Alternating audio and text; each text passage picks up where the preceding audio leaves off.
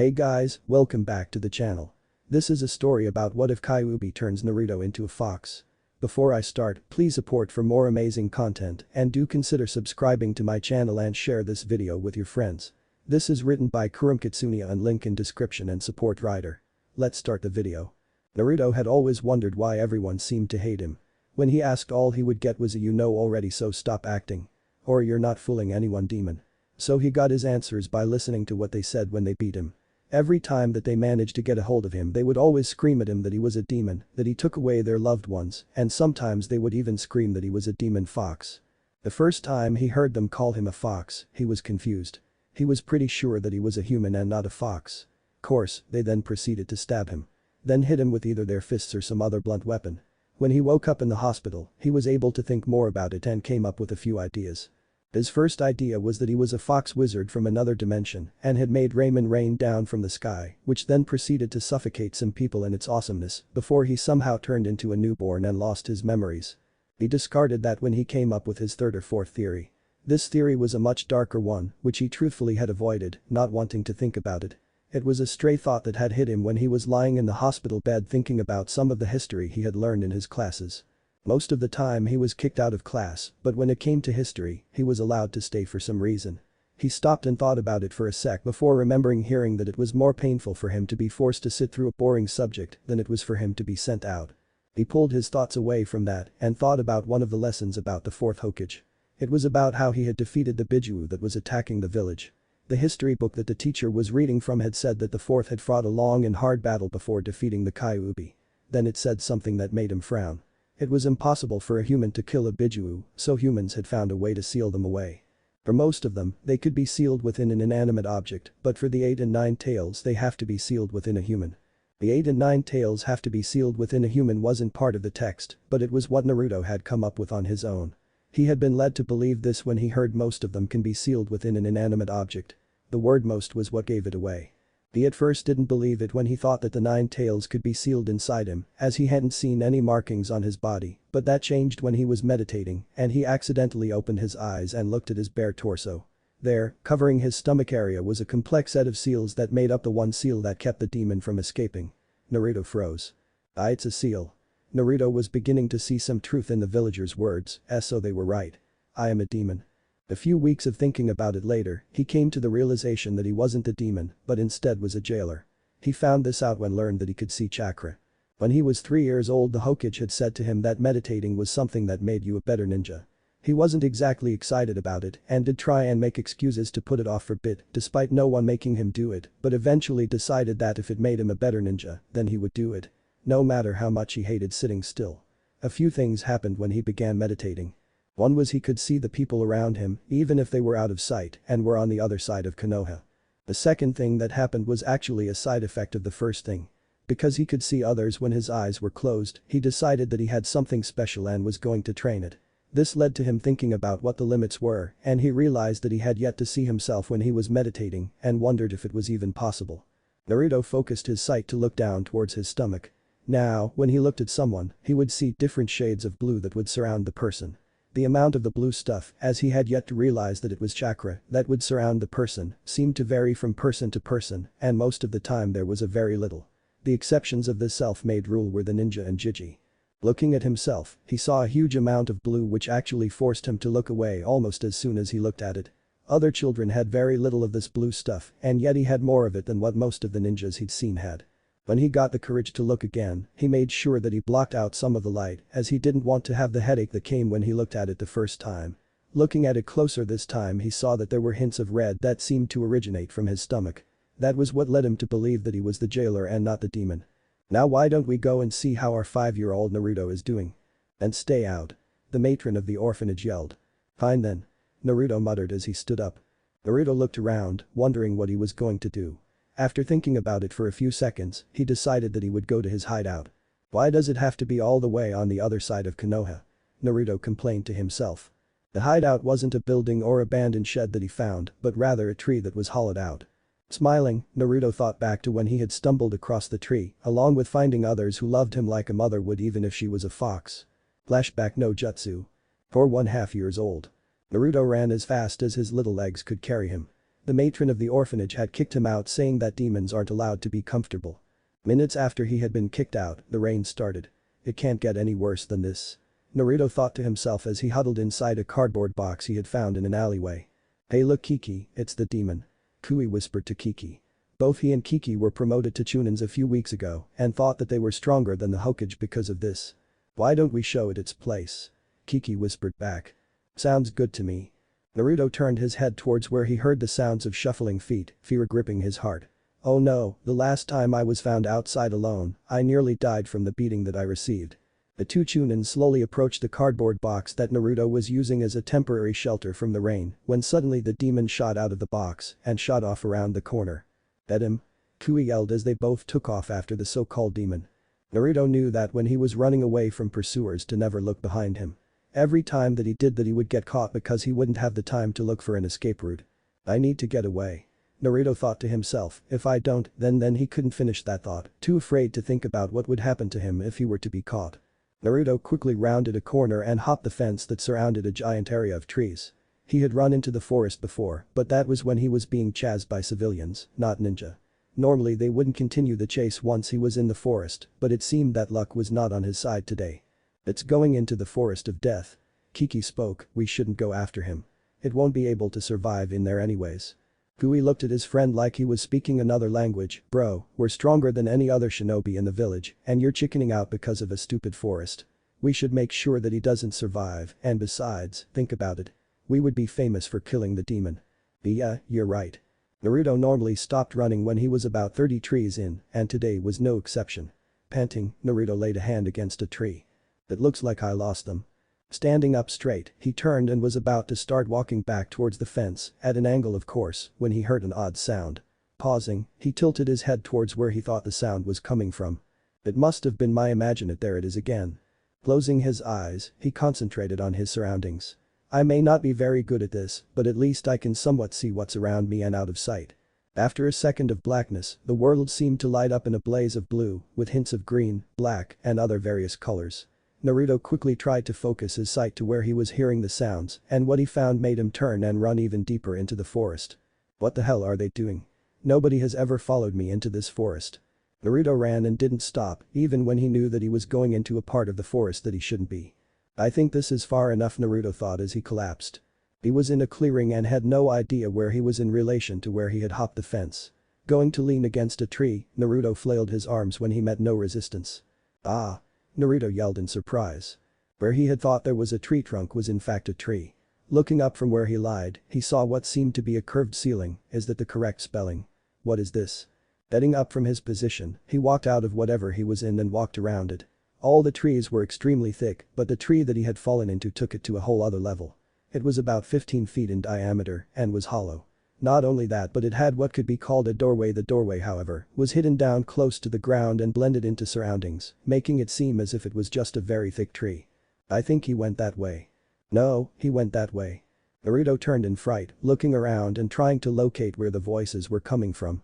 He was about to just up and start running again when he realized that if he were to get a bit of shrubbery and cover the entrance of the tree, he would have a chance of being able to hide. Hey Kui, I think I found his tracks. They're closer than before. He had only a few seconds before they would be on top of him. Making a split decision, he grabbed a few branches that were lying on the ground and dove into the tree. Turning back towards the entrance, he set the branches that he had in what would seem to be a random pile that covered the entrance. Hey Kiki, I think I heard something. Naruto froze. The voice had come from directly behind the tree that he was hiding in. He moved himself back until he was what he believed was the middle of the tree, sitting so that he was facing towards the entrance and was hidden in the darkness. Holding his breath, he waited in silence. For a few moments, there was no sound. Then he heard it. It was so soft that if he didn't have sensitive hearing, he most likely wouldn't have noticed it. The sound of 2 sets of feet greeted his ears. Are they the ones who are growling? Naruto wondered to himself. The footsteps had stopped. Naruto had been too caught up in his thoughts to notice it, and now that he did, he was wondering if that was a good or bad thing. The growling got louder, and he heard one of his pursuers breathe in sharply. Kiki, please tell me that was your stomach. He heard the man speak with a hint of fear in his voice. What are you talking about? Kiki responded, there's nothing out here but the demon. Naruto stiffened when he saw a pair of feet appear in front of the entrance. Don't look down, don't look down, don't look down. Naruto silently chanted in his head. Kui, look out. Kiki suddenly screamed as he saw a giant thing jump out of the brush that surrounded the clearing. Kui would never know what killed him.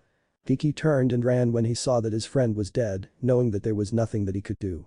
Kiki didn't stop to think that maybe there were more of those things nearby and ran. He was looking over his shoulder to see if it was chasing him, and that was what caused his downfall. Kiki ran straight into something, knocking him down onto his ass. Shaking his head to clear his mind, he noticed a pair of grayish-silver paws in front of him. Ever so slowly, he raised his eyes, looking at what seemed to be a giant fox. His eyes stopped when he reached the thing's eyes, knowing that he was dead. Naruto was frozen where he was. Lying in a pool of his own blood was Kui, who had his throat ripped out. This wasn't why Naruto was frozen. Naruto was fine with blood, as he saw it every day coming from himself. No, what made him freeze was the giant fox. After it had killed Kui, it began to sniff the ground. This wouldn't have been so bad if it weren't for that fact that it was now looking at him with its head sticking in through the entrance. Stay away. Naruto whimpered, closing his eyes. The fox wiggled its way through the small opening before standing up to its full height. Is this how I die? Naruto thought to himself, before releasing a choked sigh of resignation.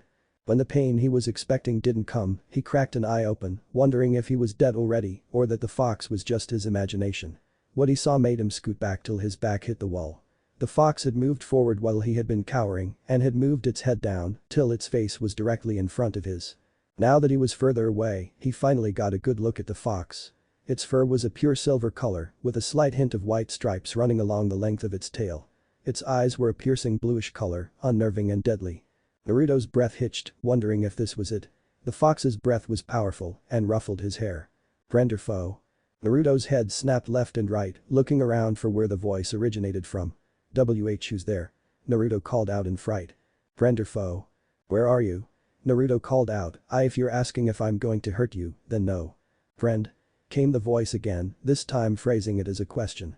Naruto hesitantly turned his head to the fox in front of him. Are you speaking to me? Friend? Naruto turned his body to the fox, looking it in the eye. Friend? Naruto and the fox stared into each other's eyes for what seemed like eternity before he couldn't take it anymore and turned away. As soon as his eyes left the fox's eyes, it lunged forward at him. Naruto's eyes widened and thought for a moment that he was dead. Looks like this really is it. Naruto thought to himself, closing his eyes, accepting his fate. He felt the fox knock him down onto his back and felt the weight of its paw on his chest. I'm not in it, you know. I do have a gender and a name. Naruto was confused. He slowly opened his eyes and looked up at the fox who had him pinned. As soon as I'm not in it. Saw his eyes open, it leaned down and licked his face. Well, what are you doing? Naruto sputtered in shock. I'm cleaning you. Was the answer that he got, and so you'll stop calling me in it. My name is Fang, and I'm a she. Wait, I haven't said that out loud. And? Was the amused answer he got as she leaned down and drug her tongue across his hair. What have I gotten myself into? Naruto wondered if this was normal. He was always the outcast and didn't have a clue about what normal was. No, this is not normal. Can you read my mind? Naruto sputtered, honestly confused. He hadn't said anything, and yet here she was answering him as if he had voiced what he had said. Yes and no. I can hear what you're thinking, but if you were to hide your thoughts by covering your thoughts with an image or phrase, then all I would be able to see or hear would be that image or phrase. Fang responded, however, if I truly wanted to I could force my way into your mind and see your memories. Not only that, but I can move things without touching them. That is harder for me to do as I don't have much strength with that power. Naruto's eyes seemed to become giant saucers. He quickly donned what would become his most fearsome jutsu. The dreaded puppy eye jutsu. See, can you teach me? Naruto asked. When she hesitated, he decided that he would use the big guns. Lowering his head for a second, he looked back up with his eyes watering and a pout on his face. Please. Fang tried to hold out but knew that when he put on that face, she couldn't say no. Fang wondered if this was going to be okay with the others. For years they had been hunted down by ninjas for their petty hate towards foxes. This led to them killing any ninja that stumbled across their territory. Fang lowered her head till her eyes were level with Naruto's and stared into his eyes. Naruto's breath hitched as he looked back. He knew that she was looking for something what he didn't know and knew that if she found something that she didn't like she would kill him. Slowly, it dawned on Naruto that he was sitting maybe 3 feet away was someone that he didn't know and had just asked if she could teach him something that was probably meant to be kept a secret. Very well, I shall train you. Fang spoke as she turned around. Well, what? Really? However, she continued as if he hadn't spoken, I still have to ask the other if they are fine with it. After all, your parents will come looking for you and that would put us all in danger. Naruto lowered his head and muttered something that Fang couldn't hear. Again. I said I don't have any parents. Naruto snapped.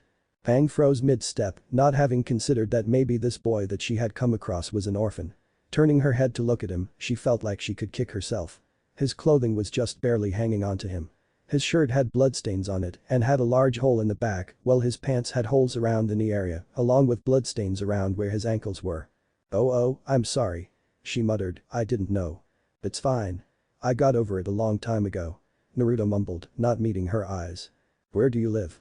I was given to the orphanage and I've lived there for as long as I can remember. Naruto replied, wondering why she was asking. After giving it some thought, she decided that it would be too risky to set up a time for him to come and train. After all, he was probably being monitored by the matron when he was there. That would make it harder for him to get away unnoticed. I want you to come to this place when you can. When you come I will begin training you. Fang decided that this would be the safest way to go at this, but you need to make sure that you aren't followed or that your caretakers notice you leaving. If they do then it could lead to us being discovered and we wouldn't be able to see each other anymore. You wouldn't want that now, would you? Then flashback. Naruto smiled as he made his way to his hideout. Now that there was no reason for him to come back, he could finally be with those who care about him. After all, even though he was going to protect this village with his life, there wasn't anyone in the village that he cared about. Minus Gigi. Naruto thought to himself with a smile. He knew that it was because of him that the villagers were never able to finish the job, so to speak. Naruto sighed as recalled their third or fourth training session, remembering how it was found that humans would never be able to use their minds like the foxes could. The only theory that they could come up with was since humans used their chakra, which was the combination of spiritual and physical power, or yin and yang, they couldn't separate their yin chakra from their yang. The foxes had yang chakra of course, but their yin chakra for some reason was more potent, which was what enabled them to use their minds in such a way.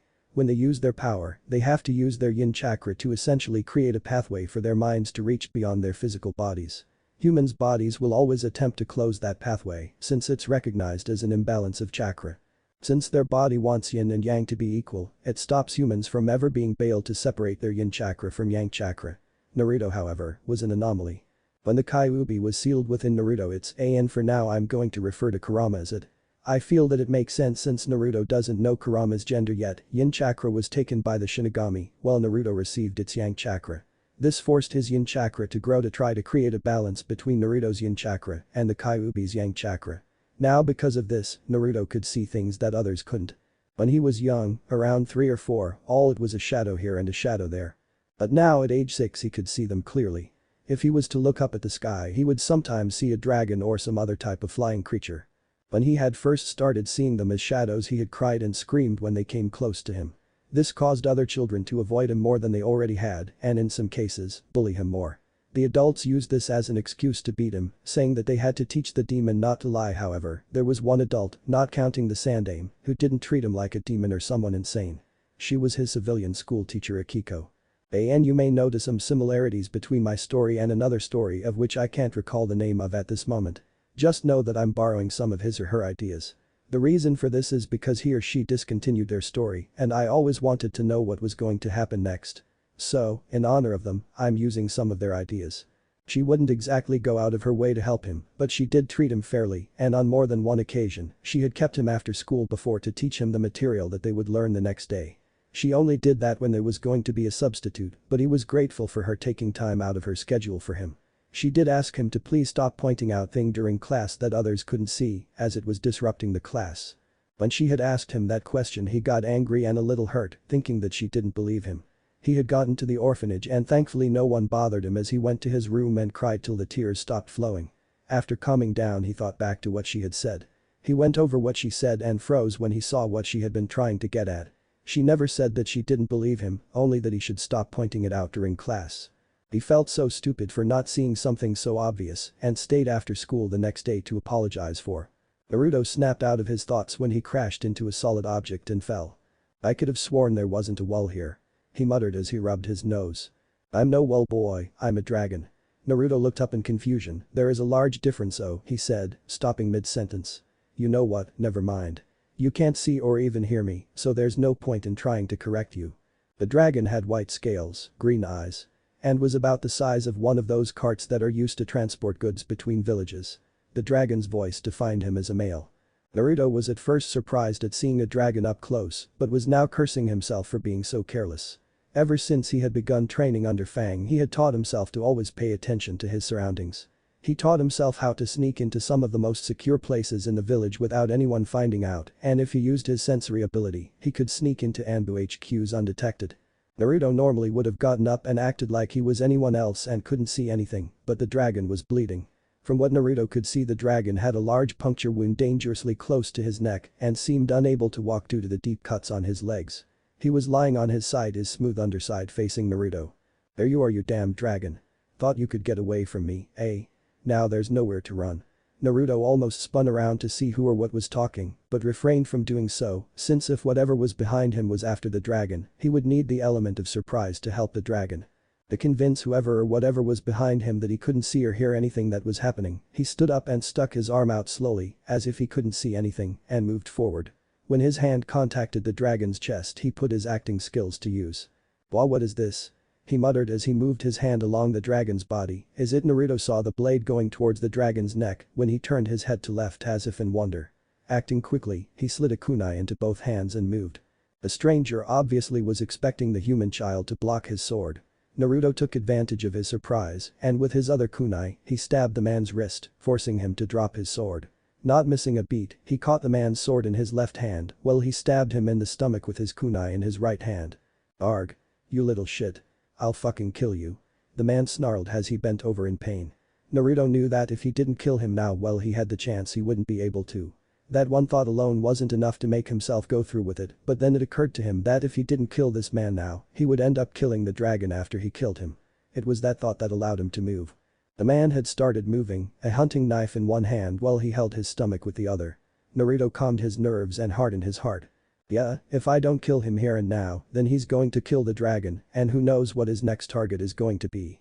Naruto moved forward as the man charged at him. The man lunged forward and thrust his knife out towards his head. At the last second, Naruto parried, throwing the man off balance and causing him to expose his throat. Naruto moved without hesitation and thrust his sword through his neck. The man stared at him in shock, his mouth opening in surprise. Naruto couldn't look away from his eyes, even as the man fell to the ground. Naruto looked at the man, before realizing that there was something odd about him. Naruto leaned closer and saw that he had horns on his forehead, and his teeth were sharper than a human's. Naruto stared at him in confusion, his adrenaline keeping him from completely acknowledging the fact that he had killed someone, even if that someone wasn't human. The dragon. Naruto suddenly gasped, remembering why he had killed the man. Naruto spun around to face the dragon, who was looking at him in fear. "Now that you've killed the competition, you're going to kill me." "What?" "And no." Naruto yelled, "I just saved you, why would I turn around and kill you? There would be no point of me saving you if I just killed you." The dragon looked at him in for a second before he sighed, "It would be more merciful to kill me now. Even if you don't kill me now, I'm going to die from my wounds." Naruto paused for a moment, looking at the dragon's wounds, taking a second to calculate how much blood he had lost. He muttered to himself before observing the dragon's size. "If I want to move him to a place where I can heal him, I'm going to need some help. Thankfully we're right by the forest, so I won't have to take him far. I wonder if Fang is going to be upset for what I'm about to do, probably, but she'll have to deal with it for now, I'll apologize later." Naruto jumped over the dragon and quickly ran to the end of the alley. Once there, he sat down and closed his eyes to help him concentrate on his chakra. He began to use a variation of his sensory ability that he had created by accident. He reached out, figuratively, to gently brush against the chakras of the creatures in the forest of death, asking them for help with moving the dragon he had found to the relatively safe place he had begun to call his home. Within a minute, 2 bears, a tiger, and a giant spider came out of the forest and moved towards him. They moved with a speed that defied their size, reaching Naruto in seconds. The dragon, obviously uncomfortable with the situation that he found himself in, shifted ever so slightly. Thankfully they seemed to already have a plan in mind. The spider created a net out of its web to help carry the dragon, while the bears grabbed some dirt and leaves to coat the net with to decrease the natural adhesiveness. Naruto watched in surprise, not having expected them to work together so easily. While this was happening, the tiger chewed some herbs into a paste to apply onto the wounds to numb the pain and prevent an infection. After applying it to the dragon, Naruto grabbed some leaves and carefully placed it over the herbs.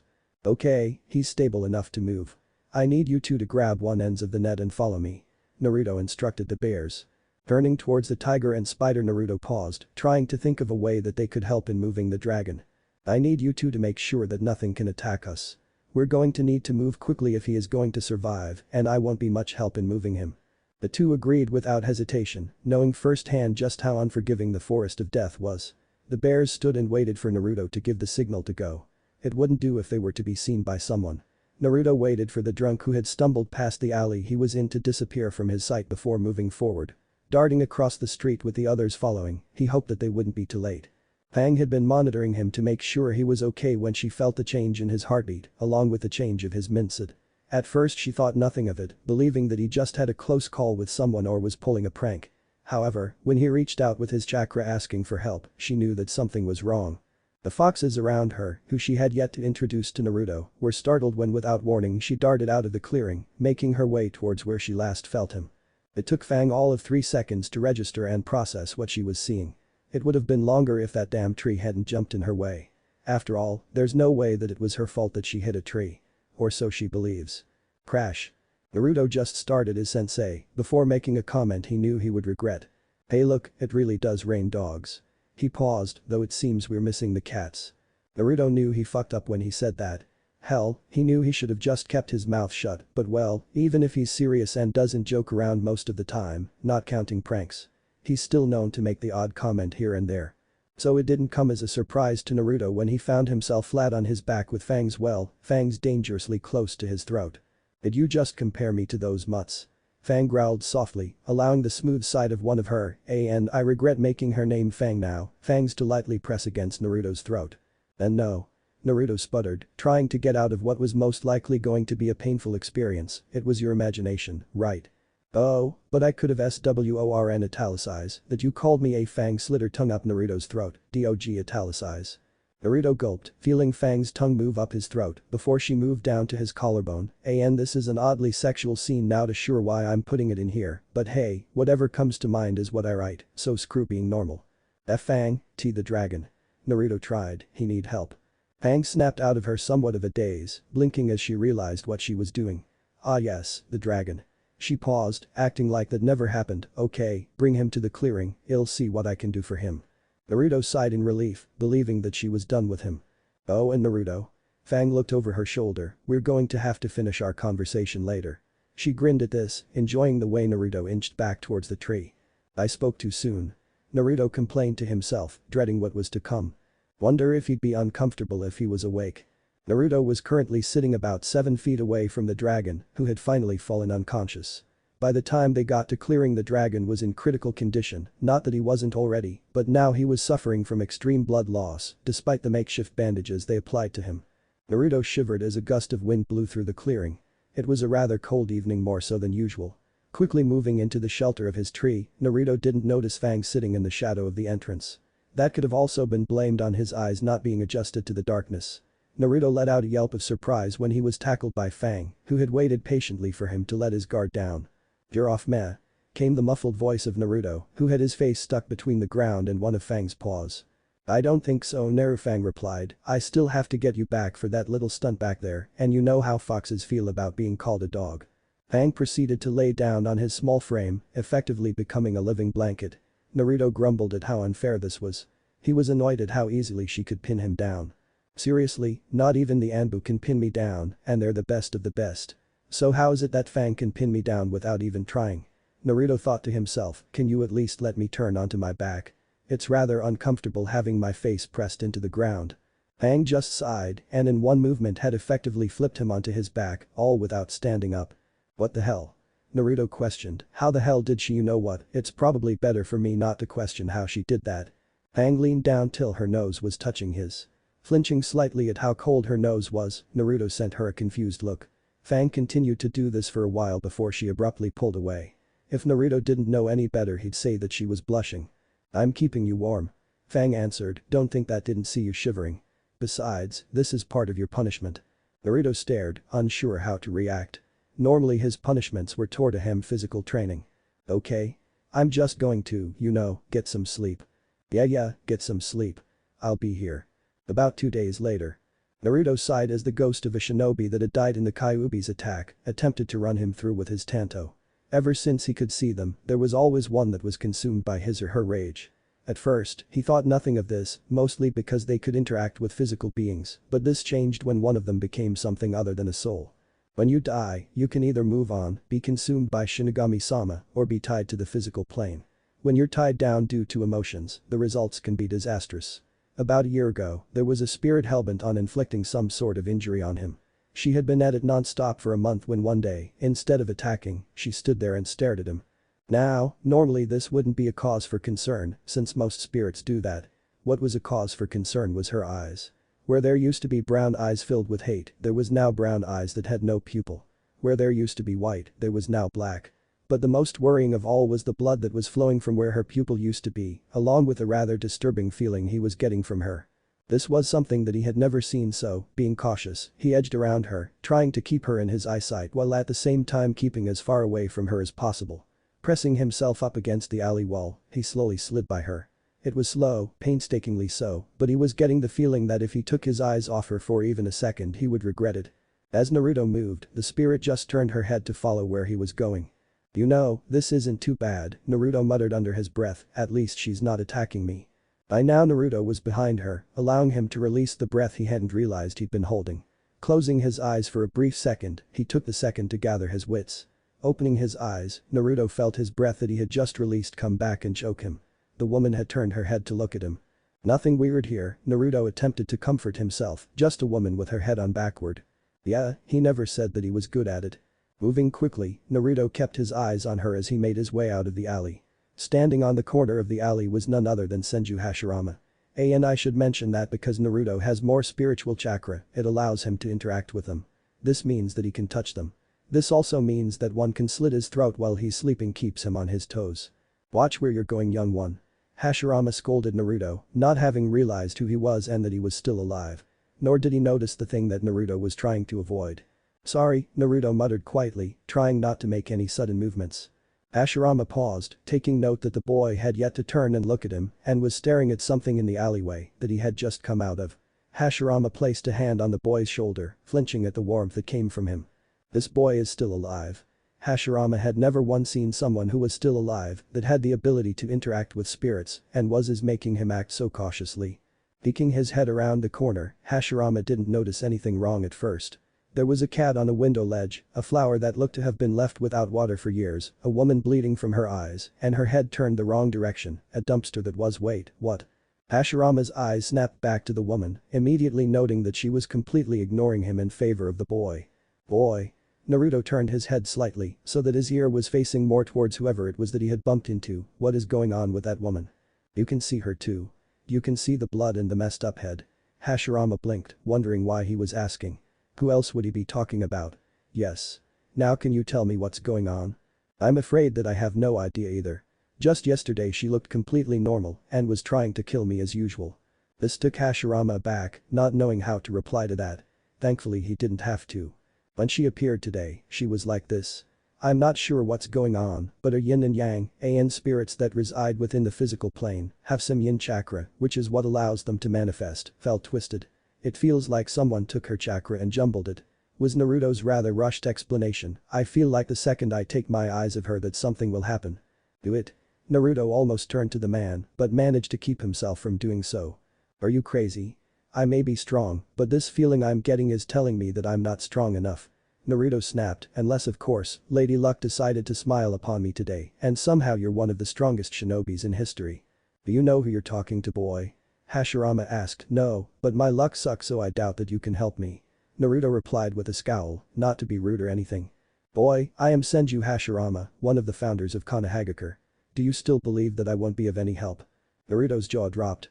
What the hell are the chances? Naruto thought to himself, seriously, what the fuck? "Now boy, tell me what I can do. I assume you know of some way to defeat that woman." Hashirama felt slightly put off by asking a child how to defeat something. "The only things that can harm spirits are other spirits." Naruto paused. "Well, there are some exceptions to that. I can interact with spirits because my yin chakra is much larger than my yang. You can knock a spirit out with a concentrated pulse of yin chakra, while yang chakra won't do much of anything. Spirits can be killed using weapons too. It's the same principle as when you're alive. You stab them, they bleed. You slit their throat, they die." However, the weapon has to either be infused with yin chakra or it has to be made by a spirit, which would give it the properties of a spiritual weapon. You have to already know this, right? I mean seriously, you've been a spirit for a long time. Naruto finally looked away from the woman. He knew that was a mistake the second his eyes had left her. Look, Hashirama tried to warn Naruto. Naruto didn't realize that he was embedded in the wall until Hashirama pulled him out of the wall, only to jump out of the way of an axe kick. Naruto shielded his eyes from the dust and rocks that were kicked up from the force of the woman's attack. As soon as the dust settled, Naruto lowered his hand from his eyes. But the Naruto was honestly speechless. Where there used to be a wall was now a hole in the alley. The ground looked to have been turned into fine-grained sand. He shuddered at the thought of what that would have done to his body if the attack had connected. Seriously, that woman is way too strong. Wait, where's the woman? Naruto barely managed to raise his kunai in time to block the one that came out of nowhere. Naruto's left foot slid forward while his body turned to the side. Not a second later the woman performed a flying kick, going through the space where his chest had just as right hand shot forward, catching her neck with his forearm. The woman's body followed the laws of physics and crashed into the ground. Hashirama took that moment to finish her off. Appearing above her, hands flashing through hand signs faster than Naruto could see, he cried out the name of his jutsu. And this is one I made up, I honestly can't remember what his jutsu's names were, and I'm too lazy to look it up. Suiton style. Unprecedented death. Rather than some huge amount of water crashing into her or something, all that appeared from Hashirama's jutsu was several hundred rain droplets. Naruto's sweat dropped. This is the strength of one of Konohagakure's founders, it's rather underwhelming to say the least. Not even a second after the thought passed through Naruto's mind did something happen.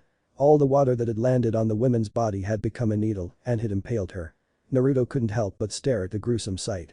The woman's body was being held up by the hundreds of water needles that had impaled her. She slowly turned her head towards him and spoke in a raspy, chilling voice. The void lusts for you. The void will have you. You cannot escape us, we will always find you. You will be ours. But those foreboding words, she went limp. Seconds passed before she started to disappear into nothingness.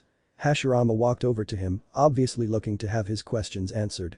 Boy, you and I are going to have a nice long chat about what just happened and why a former Konoha shinobi became a murderous lunatic. Naruto gulped. Previously. Suiton style. Unprecedented death.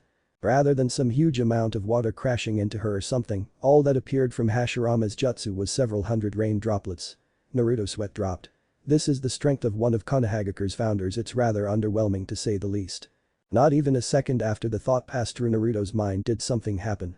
All the water that had landed on the woman's body had become a needle and had impaled her. Naruto couldn't help but stare at the gruesome sight. The woman's body was being held up by the hundreds of water needles that had impaled her. She slowly turned her head towards him and spoke in a raspy, chilling voice. The void lusts for you. The void will have you. You cannot escape us, we will always find you. You will be ours. But those foreboding words, she went limp. Seconds passed before she started to disappear into nothingness. Hashirama walked over to him, obviously looking to have his questions answered. Boy, you and I are going to have a nice long chat about what just happened and why a former Konoha shinobi became a murderous lunatic. Naruto gulped. Present. Naruto could tell that he was in way over his head. There was no way that he could lie to the founder of the greatest hidden village in the history. Naruto knew that there really was no point in trying to lie, as for one, Hashirama was already dead, so there was nothing he could really do with the information, and two, why would he? He's dead, he probably just wants to be done with all the bull that happens in the shinobi world. But that in mind, he decided to come clean. He told Hashirama everything that would relate to the incident with the ghost of the Konoha shinobi. Boy, sighed Hashirama, leaning back against the wall, from what you're telling me all I can deduce is that you are the container of the Kyuubi and that my little student has either failed as my successor or his hands are tied by the damn council. You mean Jiji? He's doing everything he can. Don't think that he's failed, he is the only reason that I'm still alive. Naruto quickly defended the only one who had ever done anything for him, he was the one who made it possible for me to survive at all, and the one who helped me start learning how to control my chakra. It was true. If it wasn't for the Hokage explaining it to him, he would have most likely ended up dead. Hell, he wouldn't have ever met Fang. Naruto. Speak of the devil. Was all Naruto could think before Fang leaped from the darkness and landed between him and Hashirama. Growling, Fang bared her teeth at the previous Hokage, looking a hell of a lot more fierce than Naruto had ever seen her. I will tear you to pieces if you think that you can hurt my kid. Fang snarled. Wait. Naruto moved to quickly correct her, he isn't trying to harm me, he's the one that saved me. Fang didn't move from her position, but she did stop growling. Save you from what? She questioned. It was one of those spirits that have lost themselves in the sea of hatred. When she heard that, she couldn't help but freeze. What did it say? She asked with a slight quiver in her voice. What did it say? Naruto flinched in fear. She had never sounded so afraid. Seeing that her tail was beginning to twitch, he quickly recited what the spirit had said before it had disappeared. The void lusts for you. The void will have you. You cannot escape us, we will always find you. You will be ours. He quoted before hesitantly asking why she wanted to know. Fang slowly rose from her protective stance, giving Hashirama with a suspicious and wary look. Why did you help him? You could have just turned your back and acted as though you hadn't seen a thing. What are you after? What do you want from my kid? What do you want? Fang was slightly hysterical at this point, causing Hashirama to step back in slight surprise. Hashirama really couldn't understand how this rather peaceful and uneventful day had turned into this. First he saw a ghost of a Konoha shinobi attacking a child, then he watched as the child did things that even child prodigies would have trouble doing. Those two things would have been more than enough for him to call it a day, but then a freaking semi-psychic fox comes out of nowhere and calls the child her kid. A human being called a baby fox. He knew now that this was no ordinary child and was in fact the container of the Kyuubi, the most powerful Biju. Is there any possibility that you could teach Naruto the art of seals? Hashirama didn't know where it came from or why he was even contemplating teaching the boy. He was dead, for crying out loud. The term rest in peace just isn't true. May I ask why? Fang asked, unaware of the internal debate Hashirama was having with himself at the moment. I do hope that you know what you contain. Hashirama directed both his answer and question at Naruto, unintentionally being rude to Fang. I figured it out by accident, I have yet to talk to the Kyuubian, right? I'm not forgetting anything, am I? Though. Hashirama turned his gaze towards Fang, who seemed to be his guardian, or at least the one who looked after him. Fang stared back for a few seconds before finally giving a slight nod of approval. Looks like you're going to be a very busy person for the next few years. Time skip. 2 years Naruto's age. 8. Naruto stared at the Hokage with a blank expression as he was briefed on what his second to last mission as an Anbu captain would be. He had been put into Anbu about 2 months after he had met Hashirama. Sarutobi had been forced to do this. It was either that or allow the civilian council to take control of his rights, and we all know how that would have ended. Due to being a military village, if Naruto was put into a position that would make his status show that he was an active shinobi, he would be under the control of the Hokage, and the civilian council would have no say in what happens to him. At first Sarutobi was going to put him into the academy, which normally would solve the issue, but this time the civilian council pulled the fact that since he wasn't doing any missions that would in any way benefit the village, he wouldn't be considered a part of the military and in fact want part of the military until he graduated from the academy. Sarutobi, after many arguments with the council, just decided to put him in the Anbu as a recruit. By doing so he saved Naruto from living on the streets, but at the same time restricted him from contacting Fang. Of course he didn't know about Fang, so he could plead ignorance on that issue. When Naruto was told of this, he was torn. Yes, he was happy that he was going to be trained by the best of the best, but at the same time he would be unable to meet up with Fang. Now, 2 years later he would be able to meet up with Fang again when he finished this mission and the next. After that he would be free to meet up with her. He hadn't seen or heard from her since he was placed in Anbu. It hurt, especially when she said that she would talk to him via telepathy. Wolf, Hiruzen spoke, cutting through his thoughts, are you listening to me? Jiji. Naruto internally laughed as he watched Hiyashi's face contort with disgust at the blatant disrespect. Hokage-sama, is this child truly the strongest you have? Hiyashi asked, glaring at Naruto, who was thankful for the mask covering his face. Why? Because he was sticking his tongue out and making weird faces at Hiyashi. Wolf, stop making weird faces at our client. Nani? How do you know, Jiji? You can't even see my face. Naruto stared at Sarutobi, and as you see I have no idea what to call him, in wonder. Boy, I was the one who trained you. No matter what is covering your face, I know what you're doing. Hiruzen turned to Hiyashi, who was glaring at Naruto. As for your question, yes, he is the strongest we have to offer. He is also the only one who we allow to take missions solo for the sole fact that just his presence is enough to cause those who are weak to pass out or die. Hiyashi glared at the Hokage, don't take me for a fool, I don't feel anything from him. Hiruzen, rather than assert his authority, simply stared Hiyashi and said 2 words. Show him. Instantly Hiyashi found it hard to breathe as a feeling of hopelessness seemed to crush him. Dropping to his hands and knees, Hiyashi looked up to try and find the source of the pressure. He found his eyes being drawn towards the Anbu that had been assigned to him. Byakugan. Hiyashi activated his bloodline without thinking. The pressure disappeared due to him countering it with his own, but the pressure was from chakra. His bloodline lets him see the amount of chakra that a person has. The second he activated his bloodline was the second he knew that he would never underestimate the one he had called a child. Everything was blue as Naruto's chakra was allowed to relax and spread, though Hiashi didn't know that it was Naruto. Hiashi made the mistake of looking at Naruto himself. Giving a cry of pain, he deactivated his bloodline and clutched his head in pain. How much chakra does he have? Hiashi questioned, applying a minor healing jutsu to his eyes and head. Hiruzen chuckled and leaned forward. Despite his appearance, he has the chakra capacity of the eight-tailed Buji.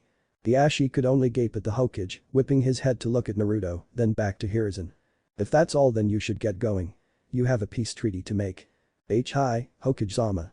Hiashi made a note to himself that from now on he was going to be siding with the Hokage in any council meetings they have. Hiashi leaped beside his fellow ninja as they traversed the trees.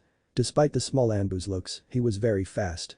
Hiashi had at first believed that the small stature he had would make him a liability, but he was not only keeping up with them, he seemed to be limiting himself so as to not leave them behind.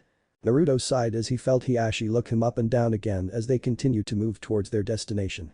The mission he had received from Sarujuji wasn't anything special. It was essentially a glorified patrol. They were supposed to scout their border between Konoha and Iowa. There had been an increase in skirmishes lately, and Jiji wanted to make sure they weren't preparing to invade. We're nearing the border, Anbu-san. Hiashi's voice broke through Naruto's thoughts. Looking ahead, he affirmed that they were about to reach their destination. With one last leap, they reached the border and paused to catch their breath. Doing a quick survey of the area showed that there were marks of a battle that had long since came to a close. Hiashi-san, can you be a lookout for a minute? I'm going to scan the area for any intruders. Hi. Came Hiashi's reply. Naruto sat down and focused on the chakra surrounding them.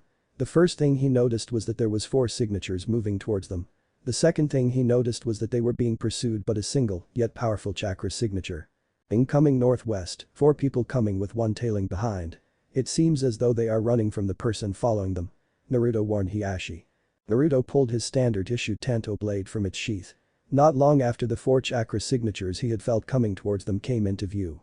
Name and ID. Hiashi quickly yelled out. Dark green, Shinobi ID number 14527. The now identified Arc replied with haste, I have 2 injured genin, and I'm nearly out of chakra. We're being chased. Naruto replied calmly, you may pass. The outpost is 3 clicks south from here. We'll stop the pursuer. But that said and done, the team ran by. Hiashi looked at Naruto as if questioning if he would be useful in the fight. There was no time to reassure him as the person who was chasing the team down burst into the clearing. Naruto, taking advantage of the moment, launched himself towards the man. This was not to be as another man came from above and launched Naruto out of the clearing into another area, out of sight. Take care of that one. He'll deal with the new guy. Naruto, despite his surprise, managed to get that out before falling out of earshot. With that settled, he turned his attention to the unexpected visitor. How this man had managed to avoid his senses he didn't know, but he knew that he had to be at the least Jounin level to do so. Naruto shunshined behind his foe and attempted to stab him in the back of the head. His jab was parried and the man punched him in the gut. To the man's surprise, however, it felt like he had hit a brick wall. Sliding into his guard, he swept the man's feet from under him and slammed him into the ground by his throat. Without missing a beat, he decapitated him, only to end up with a log in his hand. Naruto was caught unprepared for this and could only watch as the man appeared beside him and tried to take his head from his shoulders.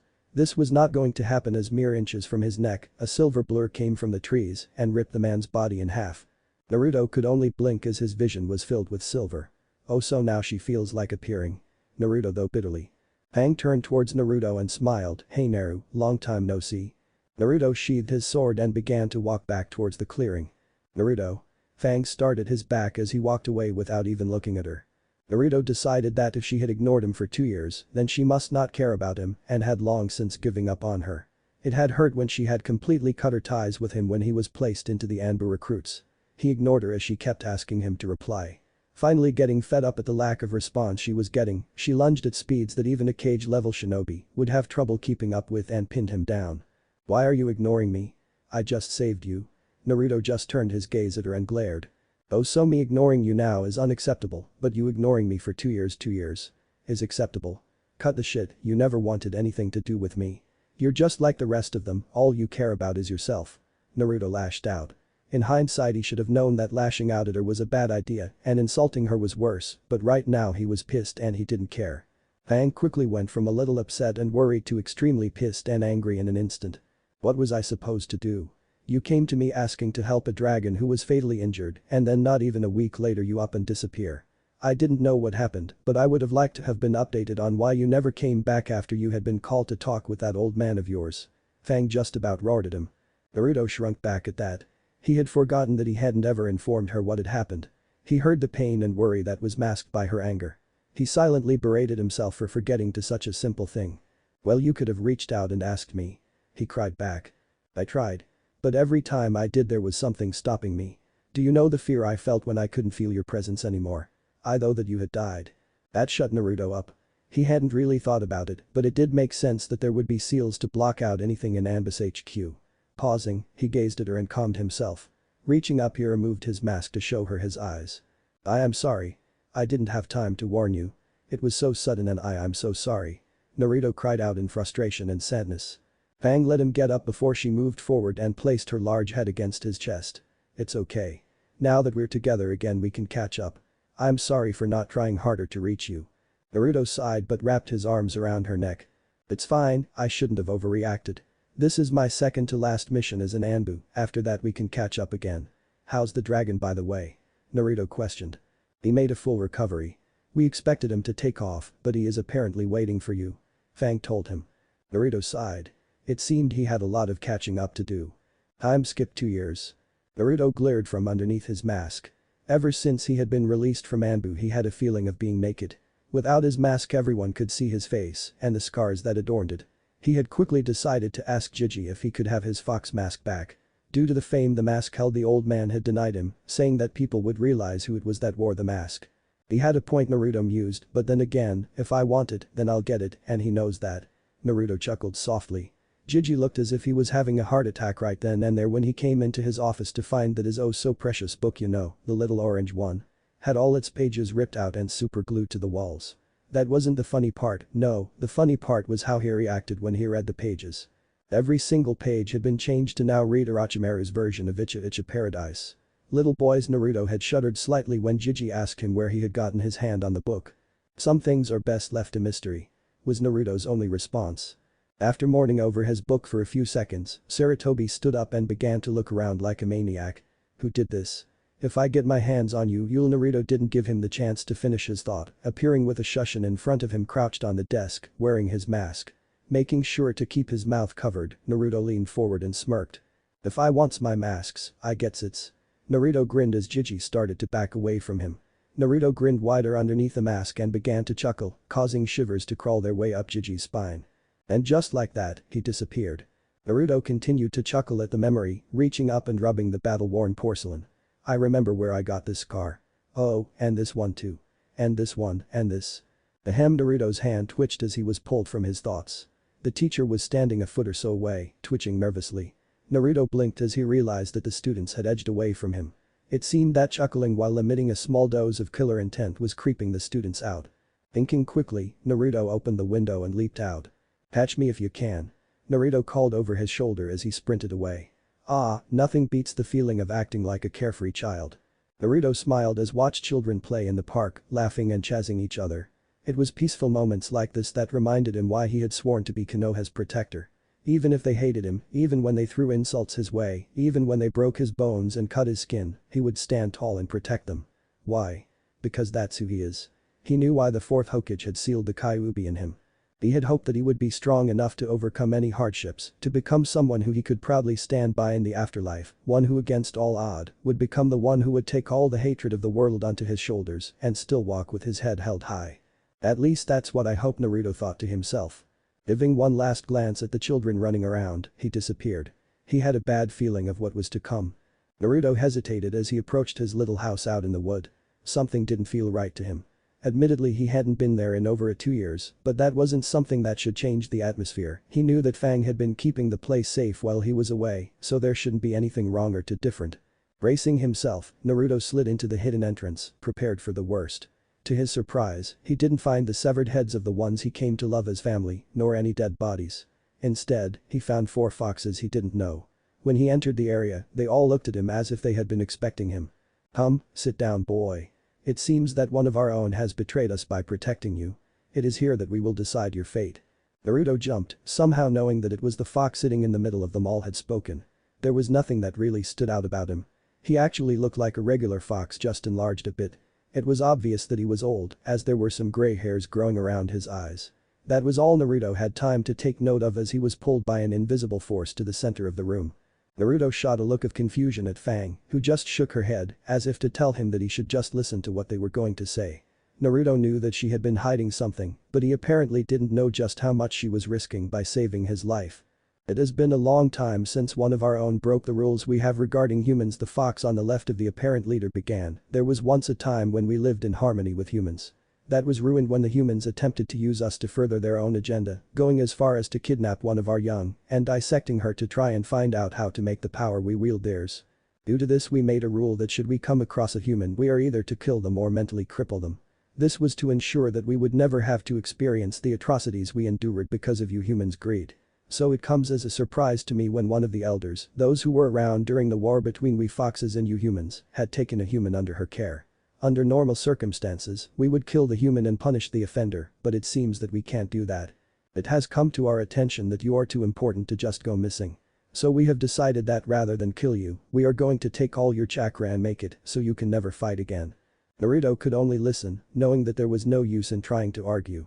From the way Fang was acting, she had already been punished. Now, in the mental clutches of the fox, he knew there was no escape. Even if he tried, it was already too late. They were already attempting to steal all his chakra from him. It was when he noticed he was able to move again that the pain hit him. Naruto began to scream as his chakra was ripped from his very being. Cracks of blue seemed to appear on his body, as though his body was a pane of glass that was shattering. He knew that there was nothing he could do, he had been caught off guard and he was paying the consequences for his ignorance. Finally, after what seemed like an eternity, he passed out. Naruto woke to the feeling of suffocation. Quickly shoving off the ground, Naruto emerged from the water that lied all around him. Coughing up water that he had breathed in, Naruto assessed his surroundings. Somehow he had ended up in a sewer. That confused him as he didn't know of any sewer systems in Konoha that looked like this one. The pipes that lined the wall were huge. As in, Naruto could stand with his arms stretched out and still wouldn't be able to touch the sides of them if he were on the inside of them. However, these pipes seemed to be bending and warping, as though the pressure inside was too much for it to bear. Naruto pushed this all to the back of his mind, knowing that he had to start moving. The last thing I remember is my chakra being taken from me. Naruto thought to himself. Logic would dictate that the foxes would have dumped him in an alley after taking his chakra, so why was he in a sewer? Naruto walked forwards, following the pipes. They all seemed to be converging to a single place, which meant that there should be a way out if he followed them. After walking for a few minutes, Naruto came into an opening. It wasn't anything special, all there was a gate that held a single piece of paper with a word seal written on it. Naruto didn't have much time to examine where he was as a large paw came between the bars, slamming down in front of him. Needless to say, Naruto jumped away in shock. Red eyes shone through the bars, containing a mix of hatred and curiosity. So my jailer finally decides to grace me with his presence. Naruto wasn't stupid, he knew he was a Jinchuriki and that he contained the nine-tailed kitsune known only as Kyuubi. He knew now that he wasn't in a sewer, but rather his mindscape. If I'm in my mindscape, then that means that those pipes are representing my chakra pathways and the warping is from the foxes trying to tear my chakra away. Naruto knew that if he didn't do something that he would lose everything he had been working for. I have to do something. If those foxes tear my chakra away from me, then what will happen to the seal? Naruto looked up at the Kyuubi who hadn't moved since it attempted to crush him. You're the Kyuubi. He stated, know the answer already, do you know what's happening to me at the moment? Yes, the Kyuubi replied, are you going to do something about it? There's not much I can do, I don't have the same power as they. Yes you do. The Kyuubi cut him off, you have more chakra than any human in existence, and you have the gall to say that you don't have the power to stop them.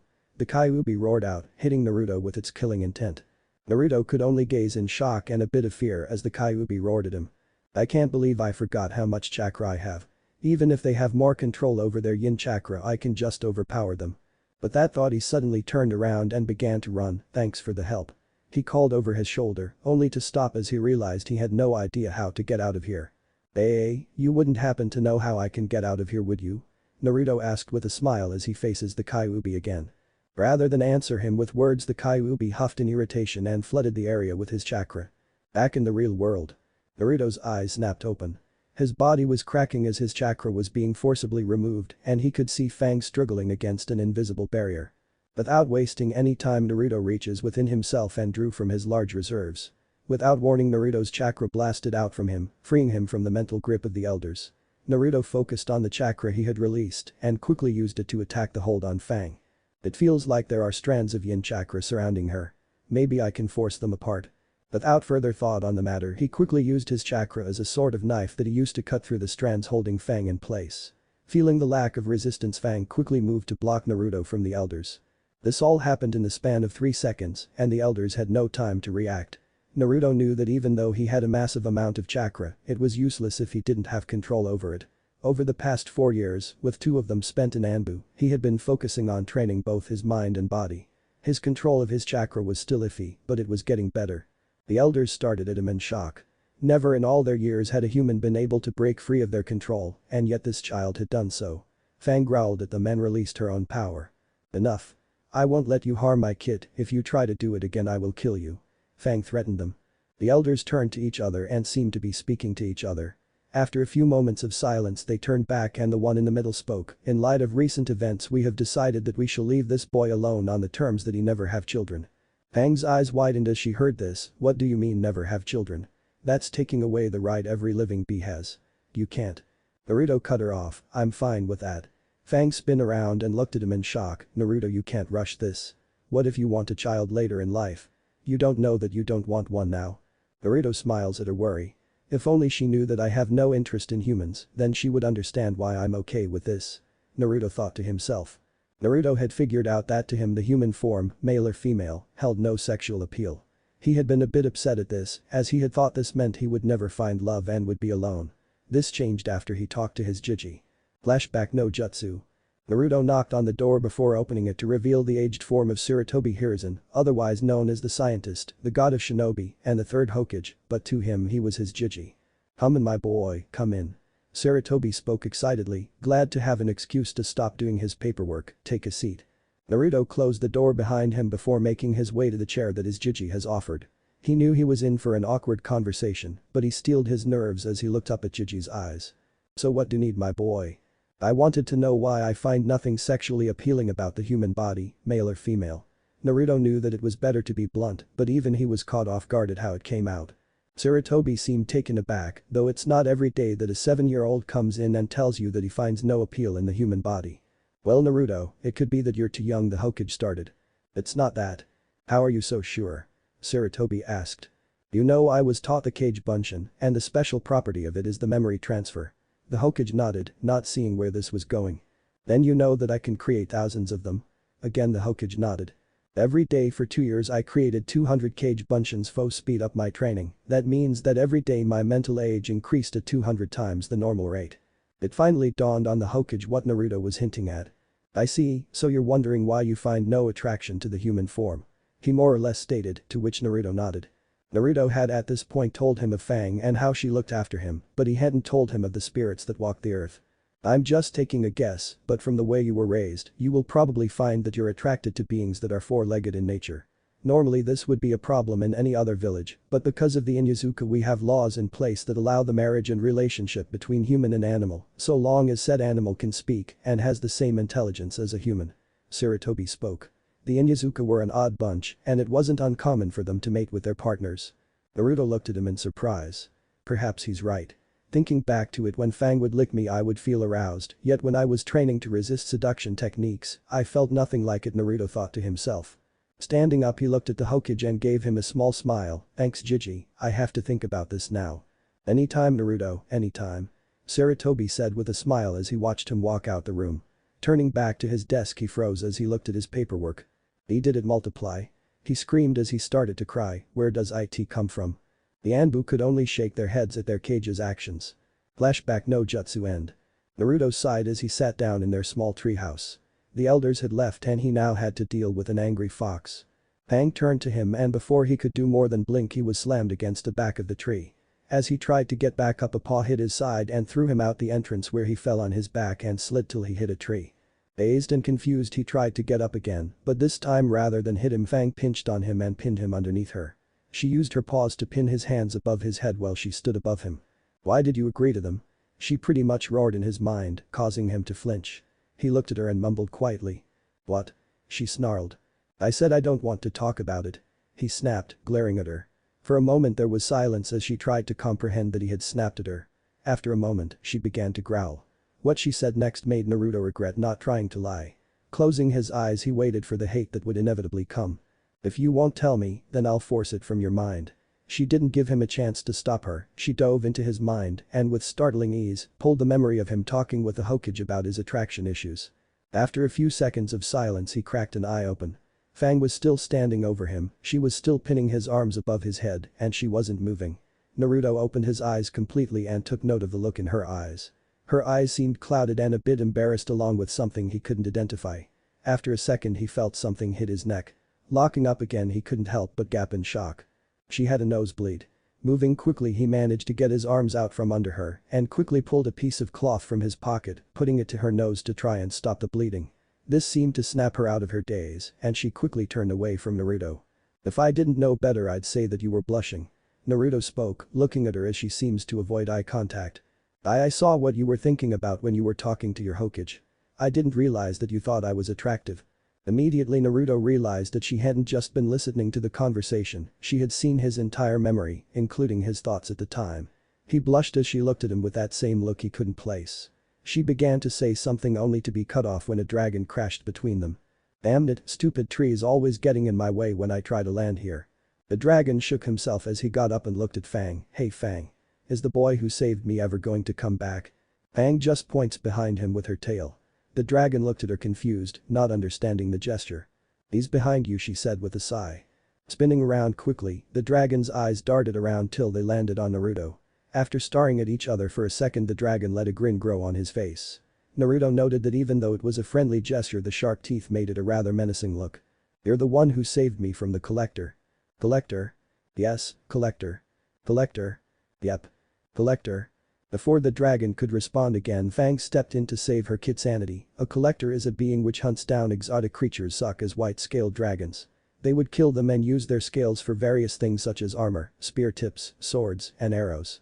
If the dragon was alive and they tried to use the scales for the same thing they would be inefficient and unusable.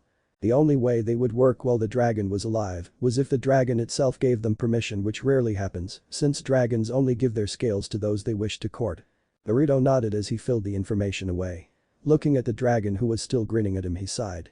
So why did you want to meet me? I may have saved your life, but I don't really want anything from you and I can't think of any use I would be to you.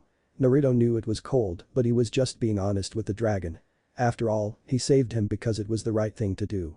Besides, don't you have a group you stay with or something? I always see dragons in groups of 3 or 4, so why? I wish to court you. The dragon cut him off, his tone still upbeat and happy, but held a hint of seriousness. Fang replied almost instantly, not giving Naruto a chance to even comprehend what the dragon, a male dragon at that, had said. However, what she said in response made his mind grind to a halt. He's mine. You can't court him if he's mine. Fang snarled as she leaped over the dragon and landed in front of Naruto. Oh? Then why don't I smell your mark on him? If you're courting him then you must have at least mates with him to discourage others from trying to claim him.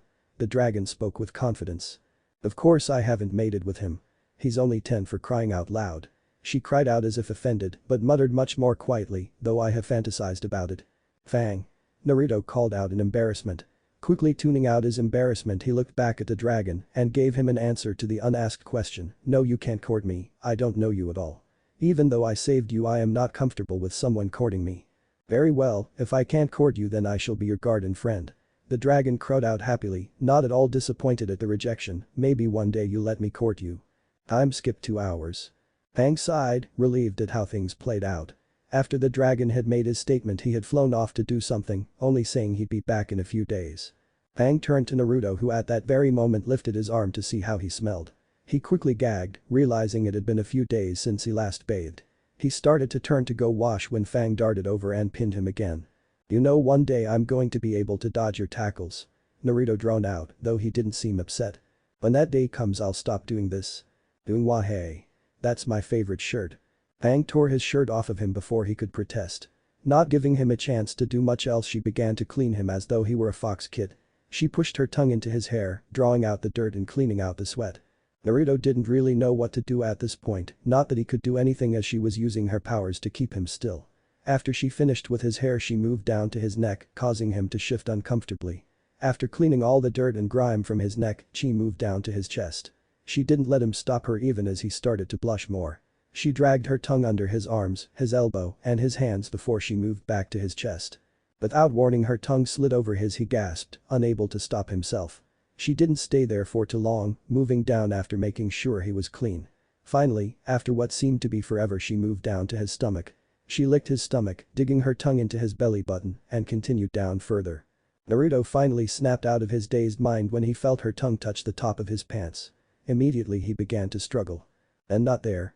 She paused in her cleaning and looked up at him in confusion. I've cleaned you there before, why shouldn't I now?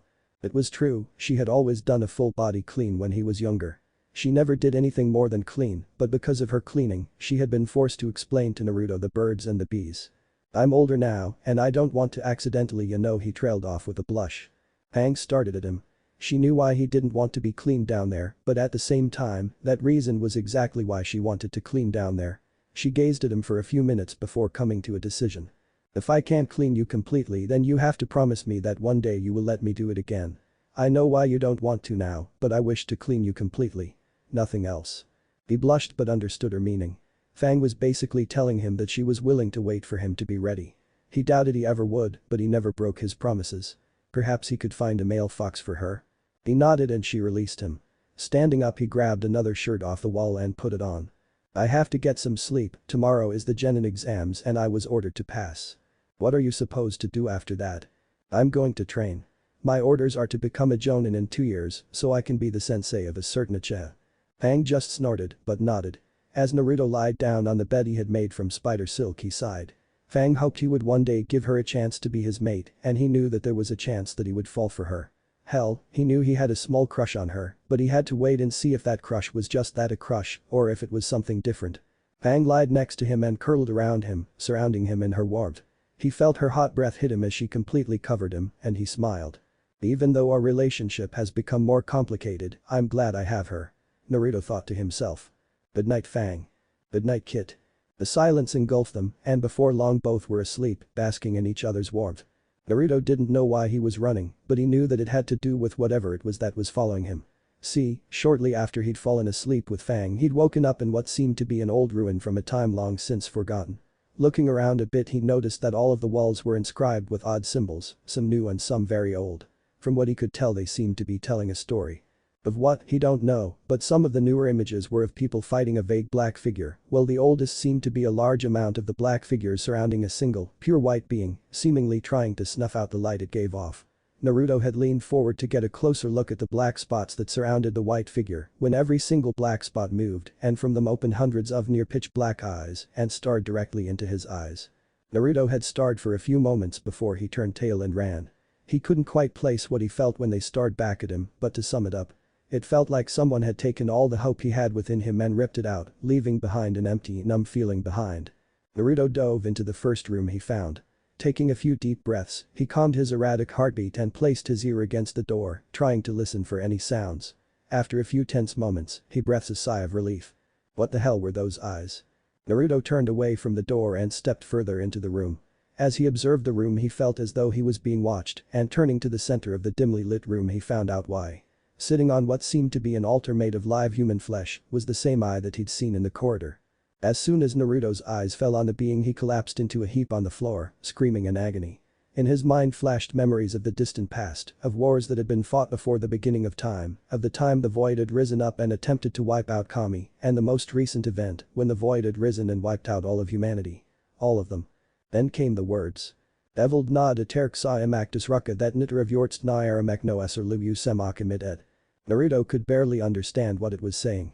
It felt as though it was speaking backwards, and after a few moments of mentally struggling to form coherent thought, he realized that it was in fact speaking backwards. Naruto struggled to raise his eyes to the being, eventually finding that he couldn't. What do you want from me? Naruto nearly screamed as he began to shake violently, the images increasing in speed to the point that he could no longer make out any details. Then, as though time had froze, the images stopped and focused on one. It was as though Naruto was looking through a second pair of eyes, seeing himself lying on the floor violently shaking with something red as that blood flowing down his face from behind his closed eyes. A small relief from the pain of having thousands, perhaps even hundreds of thousands of years forced into his mind was not to last. As though the being had just taken notice of him, it began to attack his mind, tearing it apart. Uoi iritst lliw uniagas supots tun lliw uoi. Naruto screamed as his mind began to come undone at the seams, his memories beginning to be torn from him, everything that made him who he was began to come undone. His screams hit a higher octave when his memories of Gigi began to be pulled. He yanked back, playing a game of mental tug-of-war with the being.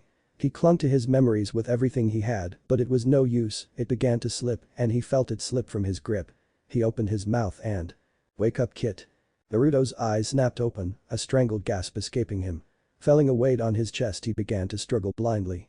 He immediately noticed that he couldn't see and began to thrash with more vigor. He managed to get one of hands free of their prison and immediately reached for a kunai. Kit stopped struggling. Naruto froze, his mind still reeling from the mental beating he'd just received. "Fang." Naruto called out in confusion, "Where are we?" Naruto could almost taste the confusion that seemed to roll of her. "Kit, we're in our home, we never left. About 5 hours after you fell asleep you began to struggle underneath me. I moved a bit to give you some breathing space when you began to scream. I tried to wake you up but you didn't respond to anything I did. When you started bleeding from your eyes I knew that something was wrong, so I tried to wake you up with my mental powers, but as soon as I entered your mind I was forcibly pushed out, which should be impossible. No one can outright deny me from their minds, they can block me, but when I was pushed out of your mind it felt as though your mind was no longer there. Why you felt like someone who had died. Naruto, what happened?" Naruto paused, reaching up and wiping away the blood that had dried over his eyes, stopping him from opening him. Naruto opened his eyes and looked at Fang, seeing her looking at him with worry written all over her face. He contemplated telling her that it was just a nightmare and there was nothing to worry about. Opening his mouth, he began to speak only to be cut off nearly instantly. "Don't you dare try and tell me that there is nothing to worry about, the fact that you're thinking about telling me that there is nothing to worry about tells me everything that I need to know. Now, tell me what really happened. Unless you want me to force my way into your mind and take the information directly from your memories." Naruto cursed. How had he forgotten that she can read his mind? Naruto looked back at her, knowing that there was no way out of it.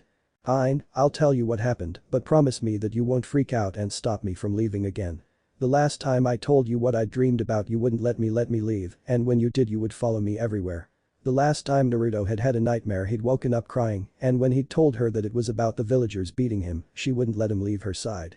Hell, she hadn't even let him use the bathroom without her literally standing next to him. Do you know how embarrassing it is to have someone watch you take a leak? No. The answer is very. Fang paused, contemplating agreeing with him. "Fine, but only if I feel that you're going to be okay." "Well shit." Was all that came from Naruto's mouth. He knew now that there was no way in hell he was getting out of this one, and he knew for a fact that she was going to be stuck to his side for a long time once he told her what he'd seen. With a sigh of resignation, he began his story. One short retelling of the dream later. Fang was silent and that scared Naruto. Whenever Fang was silent, it meant that she was thinking about something, and oftentimes that something was how to make sure he didn't get into trouble. "Remind me what you think it said again." "It said something like the time comes when we will rise and destroy everything that accursed Kami loves, whatever that means." Kit, Kami loves everything. The universe was her creation and she's watched over it since the beginning of time. If what you saw is any indication it means that something is coming, something that hasn't been seen before in our time. You say our time like there was something before. Naruto spoke, wondering if there was something before time. Of course there was something. You think that this universe came from nothing? Well, yeah. In class we were taught that there was something called a Big Bang, which was the size of a. Yes, I know of that, and technically speaking it is true. However, that Big Bang originated from Kami herself. She gifted it with all the elements needed for life to begin and thrive. Naruto paused, not having thought about that. So are you going to be clinging to me like you did before? Fang shook her head no. And Kami, I thought I was going to have to deal with you following me around everywhere. Naruto smiled. I never said I wasn't going to be with you. Naruto looked at her in confusion, what? Fang grinned, I'm going to be you summon that never leaves you. Fang laughed at the look of disbelief that flashed onto Naruto's face, however Naruto's expression quickly changed to surprise as he felt his arm tingle, signaling that the Hokage was summoning him. Fang, we can discuss this later, Gigi is summoning me. Okay, let's go. Fang spoke with a straight face, not seeing the problem of going through the village and appearing in front of the leader of said village. The village that hated foxes, that would kill them simply for being foxes. Naruto was quick to point out the rather obvious issue, trying to use it as an excuse to get away from her. Sure, he would do anything for her and loved her company, but he needed some time alone, where he could be by himself and not worry about a certain someone reading his mind. Fang snorted with no small amount of amusement. Do you think I'm so weak that some lowly ninjas can harm me? Hey, I'm one of those so-called lowly ninjas, Naruto cried out with a bit of mischief shining in his eyes. Ah, but see, I think of you as a kid, not a kid. Naruto shut up at that, knowing that whatever he followed with would just be rubbing salt on his loss in this verbal battle pf theirs. With a sigh, Naruto decided to let her come with him. Not that she would have taken no for an answer. Fang got off him, stretching somewhat like a cat, giving a soft yawn and stop up with Naruto following in suit. Placing his hand on her, he sunshined away. Sarutobi sighed as he gazed at the disaster that had appeared in front of him. When Naruto had appeared, a giant silver fox had appeared with him, except about 2 feet above him. Said fox proceeded to follow the laws of physics and fell onto Naruto. This resulted in Naruto letting out a rather indignant yell. After the fox had hopped off him, he'd started accusing the fox of doing it on purpose, resulting in a rather interesting argument between a child and a giant fox that looked like it could swallow him whole. Things like this seemed to happen every time he summoned Naruto. The last time he'd summoned him, Naruto had appeared with a rather confused-looking Tsume, who had fallen on top of Naruto when he'd appeared. After she'd sat up, unintentionally straddling him, she'd realized where she was, and in her rush to show proper respect to the Hokage, she fell and engulfed Naruto's head in her bosom. Naruto had alerted her to his lack of air by simply biting her. Sarutobi chuckled quietly. Sarutobi quickly stopped the two from destroying his office by clearing his throat, making them both stop and stand at attention, or in the fox's case, sit. I'm not even going to ask, Sarutobi began, but I can see that you trust this fox, so I'm going to believe that she isn't going to go on a killing spree. No Jiji, she won't. Naruto spoke, so would you summon me? Naruto ignored the disgruntled noise that came from the ceiling when he said Jiji. I've summoned you to tell you that your mission has changed. This caught Naruto off guard. Normally when your mission is changed, you're told via Hawk Messenger or from another shinobi when you go report at the tower. For the Hokage to call someone to tell them personally that their mission has changed means one of two things. 1. You fucked up and you're about to be sent on a suicide mission, or 2. There can be no paper trail. For Naruto specifically, there was no official paperwork that would put him in the Anbu, only stating that he was put into the training program. This was to avoid the civilian council from whining that the demon was gaining power to get its revenge. However, Naruto still got his mission changes from another shinobi. Don't worry, it's nothing too serious. Sarutobi assured Naruto, seeing him trying to figure out what was going on. Your previous mission was to become a jonin and be the sensei for a certain Uchiha. However, in light of new events, we have decided that Hada Kakashi will become the sensei. Your new mission is to go to the academy and become the Uchiha's teammate. You are to help him overcome his hatred and ensure that he will remain loyal to our village. You are to ignite the will of fire within him. Naruto stood straight, determination shining in his eyes. Do you accept? Sarutobi finished strongly, knowing already what his answer was going to be. Hi Hokage-sama. Funnily enough, the fox had said the same thing at the same time. Sarutobi hid his smile as he finally figured out who the fox was. So this is the fox that saved you and caught your interest. She seems to really care for him. Sarutobi must, as he waved a hand, signaling that they were dismissed. After they left, the aged and once retired Hokage turned to face the faces that watched over the village he protected and loved his entire life, with one thought crossing his mind as he gazed at his deceased successor. Am I doing the right thing, Minato? What if Kyuubi turns Naruto into a fox? End here, and thanks for watching my video till the end.